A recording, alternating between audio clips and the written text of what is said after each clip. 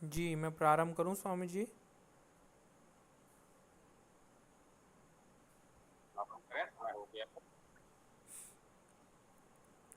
ओम सदसः पतिम अद्भुतम प्रियम इंद्रस्य काम्यम सनिम मेधाम अयासिम स्वाहा। मंत्रार्थ।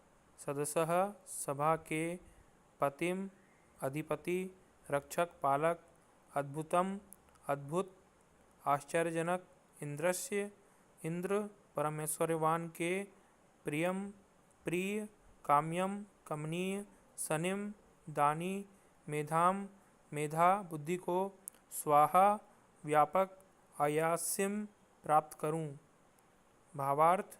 इंद्र के काम्य प्रिय अद्भुत सभापति दानी मेधा को व्यापकता से प्राप्त हूँ, यह भावना है। स्वाहा शब्द यजन आदि सामूहिक कार्यक्रमों में मंत्र के अंत में सामान्यतः बोला जाता रहा है। जैसे मंत्र के आरंभ में अनिवार्य रूप से ओम का उच्चारण किया जाता है, वहाँ भी भावना यही होती है कि जो मंत्र हम उच्चारित कर रहे हैं, जो पवित्र कार्य हम कर रहे हैं, वह व्यापक हो, उसका लाभ सभी को प्राप्त हो। धातु आदि निरुक्त। सदसः सद बैठना, पतिम पद ऐश्वर्य होना, गति करना, पराक्रम करना, अद्भुतम अव्यय, प्रियम प्रीति करना, इंद्रस्य इंद्र परमेश्वर्य होना, काम्यम कम इच्छा करना, सनिम सन दान करना, सेवा करना, सत्कार करना, मेधाम मेधा शीघ्र समझना, मेध समझना जानना संगति करना, हिंसा करना, अयास्यम अय जाना चलना या जाना, स्वाहा सु उपसर्ग स्व अपना, अह व्याप्त होना। ओम खम ब्रह्म।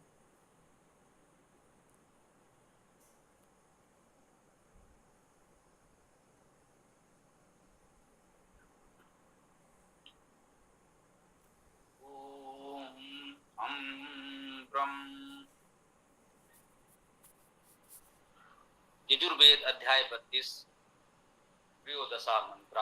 आज 13वां मंत्र हम लोग प्रस्तुत कर रहे हैं।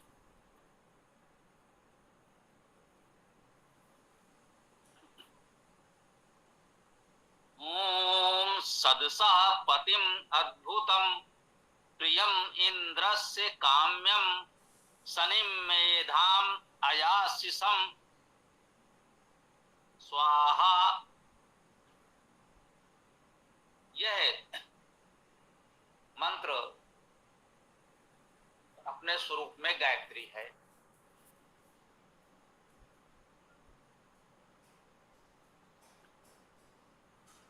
आठ वर्णों के 3 चरण स्पष्ट हैं।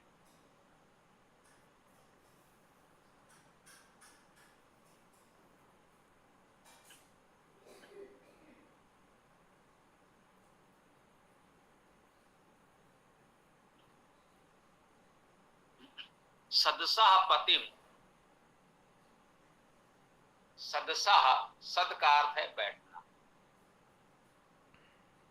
जहां सब लोग बैठेंगे वो सदा, उस सदा का षष्ठी विभक्ति में एक वचन है सदसः। उस सदा का, ये सदा शब्द वेद में उसी अर्थ में आया है जैसे हम लोग इस समय सदन कहते हैं। संसद है, संसद भी इसी तरह बना है, सम उपसर्ग है और सद का अर्थ बैठना। जो सदसा है वही संसद है। यदि संविधान बनाने वाले, उनका बाद में भाषानुवाद करने वाले, कि संविधान मूलतः तो आंग्ल भाषा में ही लिखा गया था, वेद से, वेद की शब्दावली से परिचित होते तो कुछ और वेद के निकट वैदिक शब्द स्वीकार कर सकते थे। फिर भी अच्छी बात है सदन शब्द भी वैदिक ही कहें, वही है। संसद भी, सदन भी, लोकसभा, राज्यसभा शब्द हम लोगों ने लगभग वही चुने हैं, अच्छी बात है।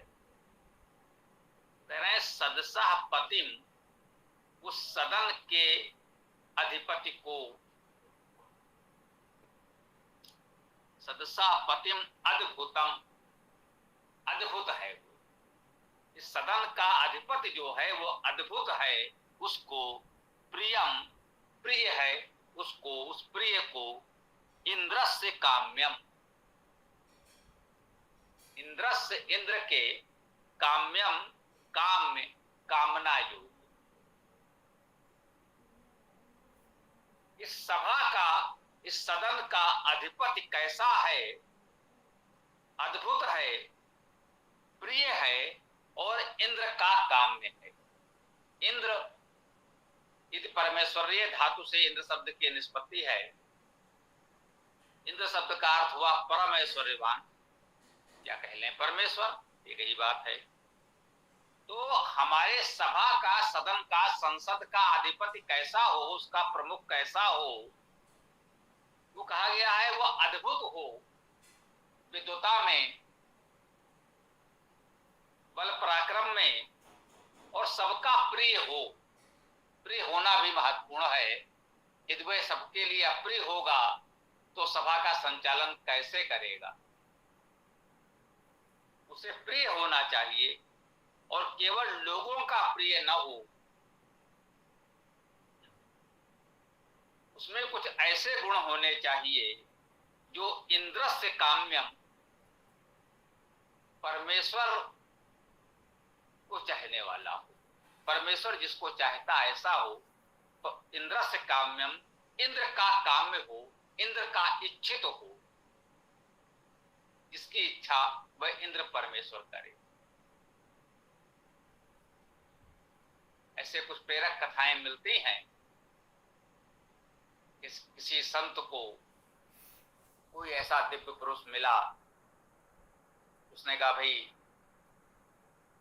ईश्वर की भक्ति करने वाले लोगों की एक सूची बनी है, देखा तो उनका नाम नहीं था, वो ऋषि, वो संत, ईश्वर की भक्ति करने वालों में नाम नहीं था। कुछ दुखी हुए कि भाई प्रयास तो हम भी अपनी सामर्थ्य पर बहुत करते हैं, कोई बात नहीं, नहीं हमें इस योग्य समझा गया। फिर उन्हें दूसरी सूची दिखाई गई, बोले ये उनकी सूची है जो ईश्वर के प्रिय हैं, ईश्वर के काम में है, जिनकी कामना, जिनकी भक्ति ईश्वर स्वयं करते हैं। वे गुणवान लोग जिन्हें ईश्वर भी चाहता है, जिन्हें परमेश्वर चाहता है, इंद्र से काम्यम, वे इंद्र के काम में हैं, वे इंद्र के इच्छित हैं। ईश्वर की भक्ति करना तो आवश्यक है, प्रारंभिक चरण है। उस भक्ति की पराकाष्ठा है ईश्वर भी हमारी ओर ध्यान दे, हम परमेश्वर के भी इच्छित हो, परमेश्वर के भी प्रिय हो जाएं। तो सनिम मेधाम अयासिम स्वाहा, सनिम, सनिम का अर्थ है दानी, सन धातु का अर्थ दान करना, सेवा करना, सत्कार करना आदि है। तो सनिम का अर्थ दानी, बहुधा वेद में ये अर्थ किया जाता है। सनिम का अर्थ दानी ही सामान्यतः विद्वान ग्रहण करते हैं विभिन्न मंत्रों में। मेधाम, मेधा को, सनिम दानी को, मेधाम मेधा को, या मेधावी को कह सकते हैं अधिक से अधिक। स्वाहा, व्यापक रूप से, अयासिम, प्राप्त करो। तो अयासिम, अय धातु का अर्थ जाना चलना है, या धातु का अर्थ भी जाना चलना है। जाने चलने में प्राप्त करने का भाव निहित होता है। ये हम लोगों ने जब से प्रारंभ किया है, प्रारंभिक मंत्रों से ही ये बात निरंतर आ रही है।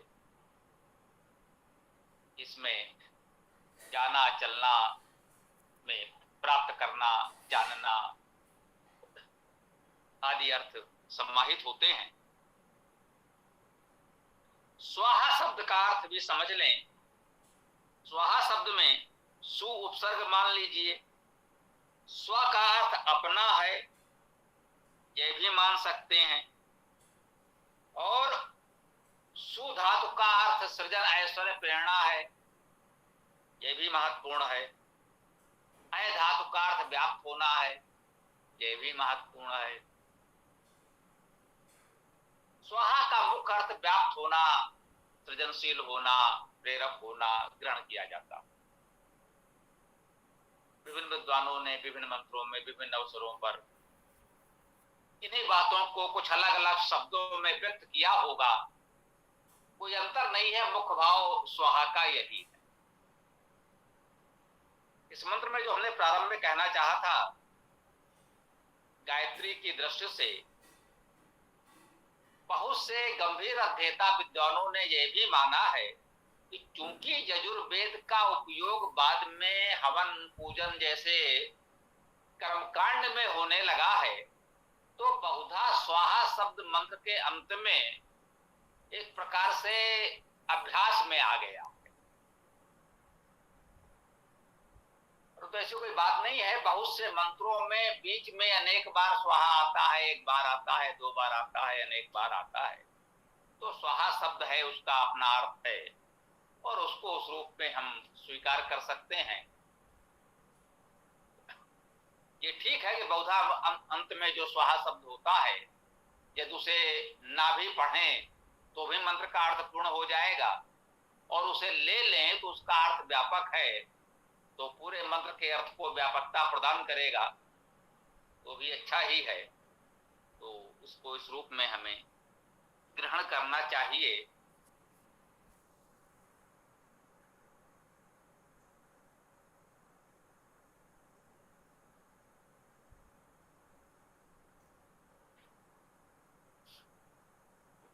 इसके पश्चात चतुर्दशा मंत्र, जो 14वां मंत्र है,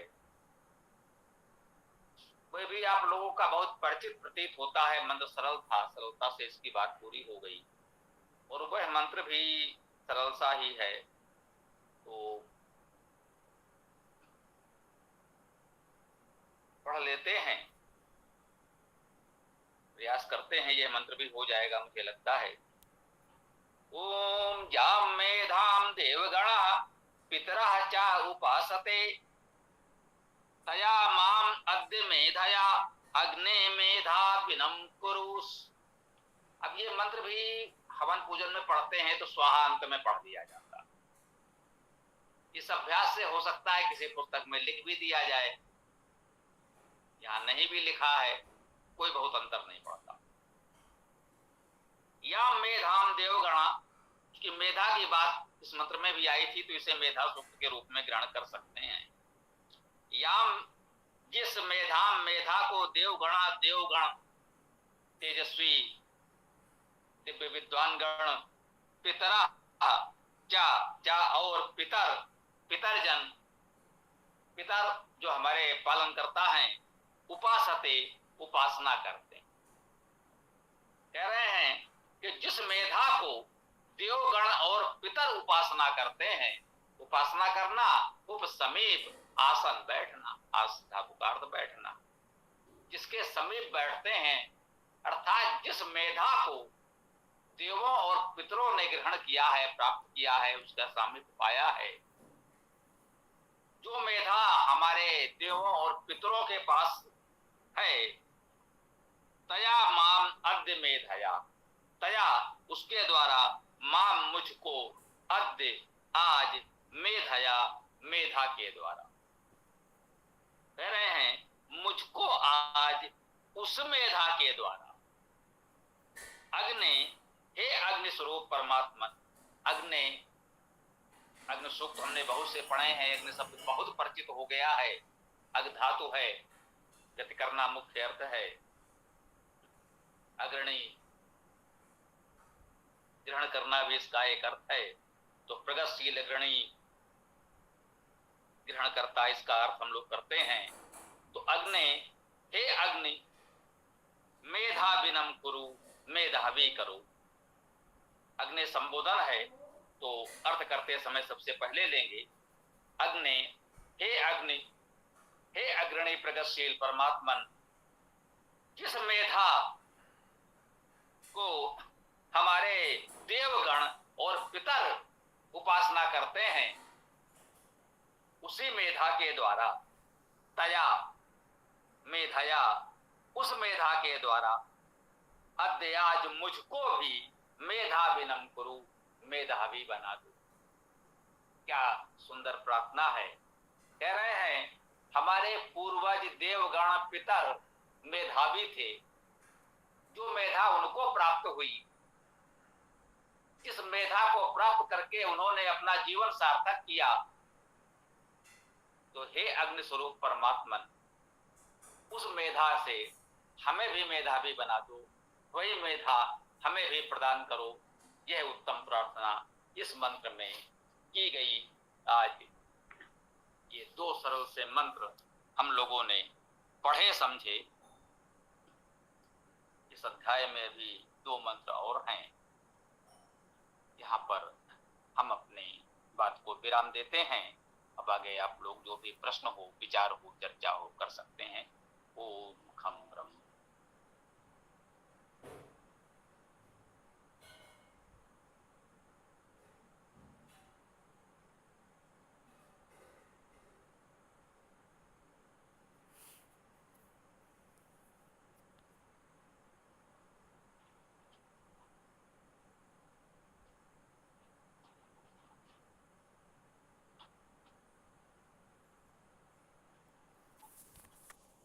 हाँ भाई बोलिए, चर्चा को आगे बढ़ाएं। कोई प्रश्न विचार जो भी हो रखे हैं, विराम नहीं होना चाहिए। हाँ, धीरज जी ने नमस्ते लिख दिया है, आप बोलने का प्रयास करें। जी बोलिए। प्रकाश जी कुछ कहना चाह रहे हैं क्या?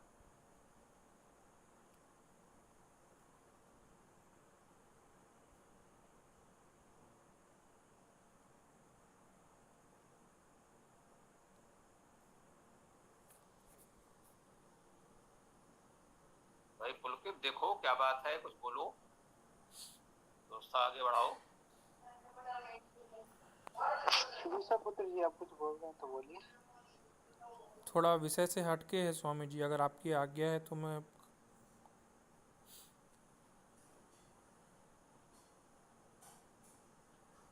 बोलो भाई, प्रयास करेंगे हम लोग विषय पर रहें, लेकिन स्वामी जी अभी जो घटनाएं घट रही हैं पूरे देश भर में, उसके कारण मैं बहुत चिंतित हूँ।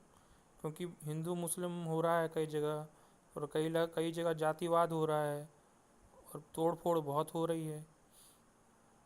तो अच्छा नहीं लगता स्वामी जी।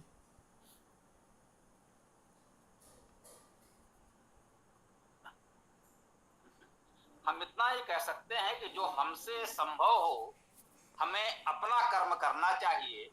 पूरा संसार हमारे अनुसार तो नहीं चलेगा।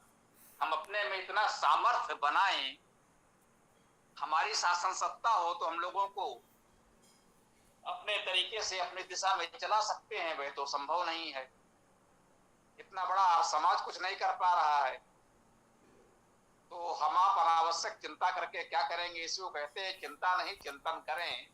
हमसे जितना संभव है प्रयास करें, और जो हो रहा है होने दें, जो लोग कर रहे हैं उन्हें करने दें। जो हमारे सामर्थ्य में ना हो उसको लेकर चिंता तो नहीं करनी चाहिए, ऐसा तो सभी कहते हैं। हम भी आपसे यही निवेदन करेंगे, चिंता न करें, जो संभव है प्रयास करें और स्वीकार कर लें जो हो रहा है होने दें। ईश्वर की यही इच्छा है, क्या किया जाए। जी स्वामी जी धन्यवाद।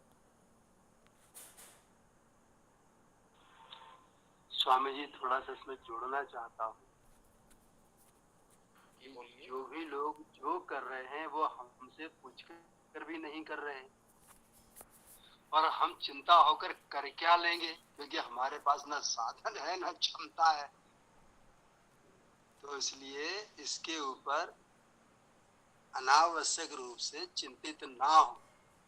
उसको देखने के लिए शासन की व्यवस्थाएं अपने अपने तरीके से काम करती हैं। ये अलग बात है कि हम उससे संतुष्ट असंतुष्ट हो सकते हैं।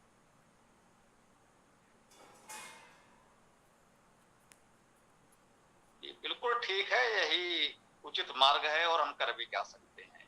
धीरे धीरे प्रयास करें कि शासन सत्ता हमारे हाथ में हो, ये अच्छी बात है। सकारात्मक चिंतन करें, प्रयास करें, एक एक को जोड़ें और समाज को सक्रिय करें। और समाज चाहे चुनाव में उतरे तो बहुत कुछ हो सकता है, परंतु आर्य समाज उतरे ये ठीक है। कुछ संस्थाएं हैं अलग से, राज्य आर्य सभा है, हरियाणा में भी कुछ लोग प्रयास कर रहे हैं, स्वागत है, अच्छा है। कुछ न होने से कुछ अच्छा है, कुछ तो कर रहे हैं। परंतु यदि आर्य समाज सार्वदेशिक से ये सीधे उतरे कि हाँ ये आर्य समाज का है और सारे आर्य समाजियों को उनके साथ आना चाहिए, तो कुछ हो सकता है। लेकिन वह भी हमारे आपके बस में तो है नहीं, वही कर सकते हैं। उसको लेकर हम चिंता नहीं कर सकते हैं। बात आई तो एक विचार व्यक्त कर दिया, वो करेंगे नहीं, उनकी अपनी जो हुई बात हो, तो क्या कर सकते हैं। हम आप अपने स्तर पर जितना संभव हो उतना अच्छा करने का प्रयास करें, शेष वो चलने दे, उस पर कोई चिंता नहीं कर सकते हैं। और क्या कहें, चिंता नहीं करनी चाहिए वो। ये बागेश्वर धाम वाले धीरेन्द्र कृष्ण शास्त्री भी बोलते रहते हैं बीच बीच में कि हमको हिंदू राष्ट्र बनाना है, सनातनियों आगे आ जाओ। मतलब भड़काते रहते हैं ये सबको ताकि लड़ाई हो। अब उसका परिणाम आ रहा है। मैंने कहा आप तो प्रमुख साथी हैं, सायंकालीन कक्षा को इन विषयों की ओर न मोड़े तो अच्छा है। कौन क्या कर रहा है वो इस चर्चा का विषय नहीं है, रविवार को तो लिया भी जा सकता है। दैनिक कक्षा को इन दिशाओं में न ले जाएं, मंत्र तक सीमित रखें तो गंभीर स्थिति में तभी ठीक रहेगा, मंत्र का प्रभाव पड़ेगा। नहीं तो फिर अगर यही सब हम लोग करने लगेंगे तो मंत्र का प्रभाव ही समाप्त हो जाएगा, फिर रविवार की प्रातःकालीन कक्षा की आवश्यकता ही नहीं रहेगी, फिर दैनिक हम यही सब करने लगेंगे, है ना। ये इसीलिए रखा गया था कि दैनिक कक्षा की गंभीरता बनी रहे और अन्य बातें हम लोग रविवार की प्रातःकालीन विशेष सत्र में रखें तो उचित है। क्षमा क्षमा कर दीजिए स्वामी जी।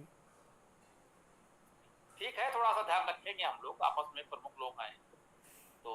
और किसी को कुछ कहना है वेद मंत्र के बारे में, कुछ चर्चा हो तो कर सकते हैं।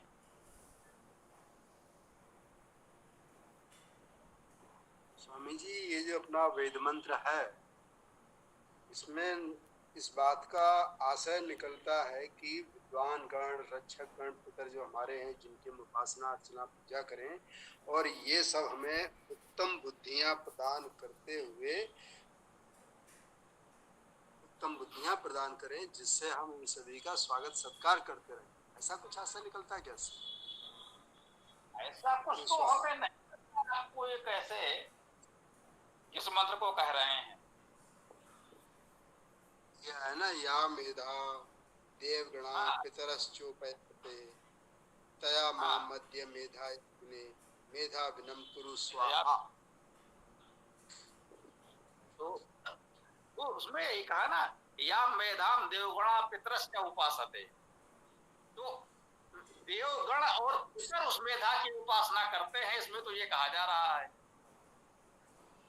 और अच्छा, अंत से किया है ये, उस मेधा से हमको भी मेधावी बना दे। तो स्पष्ट रूप से अग्नि संबोधन करके अग्नि है। अच्छा, धन्यवाद स्वामी।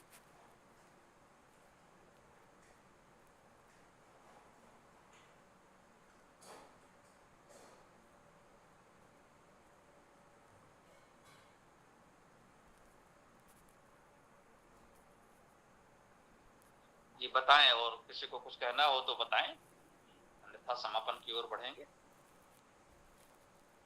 हाँ, कोई प्रश्न न हो तो समापन ही करें, कोई प्रश्न हो तो रख सकते हैं, समय है।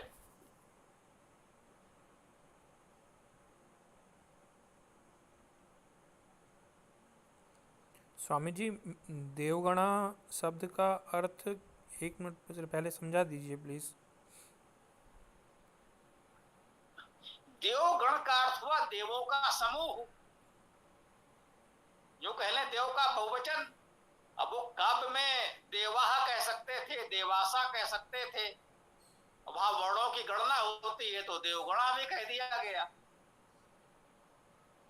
देवा में 2 ही वर्ण होते, देवासा हो सकता था 3 होते, अब 4 वर्णों की आवश्यकता थी छंद की दृष्टि से, तो देवगणा कह दिया। देवों का समूह।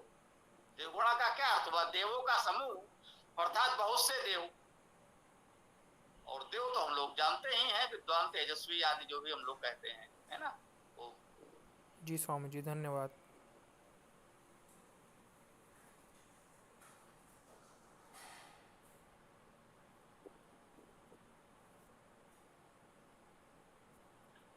जी, जिसका जो भी प्रश्न हो रख सकते हैं। और कोई प्रश्न हो तो समापन किया जाए।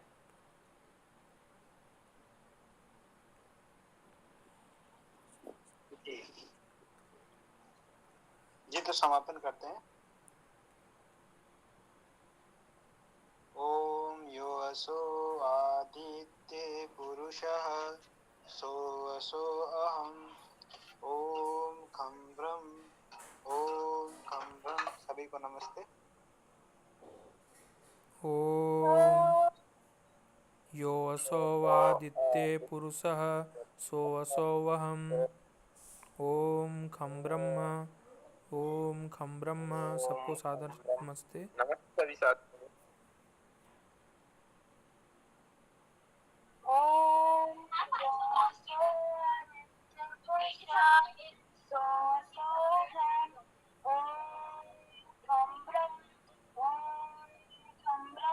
सभी साथियों को सादर नमस्ते। ओम यो असो आदिते पुरुषः सो असो अहम ओम खम ब्रह्म सभी को सादर नमस्ते जी। ओम यो असो आदित्य पुरुषः सो असो अहम ओम सभी साथियों को सादर नमस्ते। ओ नमस्ते। ओम कौरव। ओम यो असो आदित्य पुरुषः सो असो अहम ओम खम ब्रह्म सभी को सादर नमस्ते।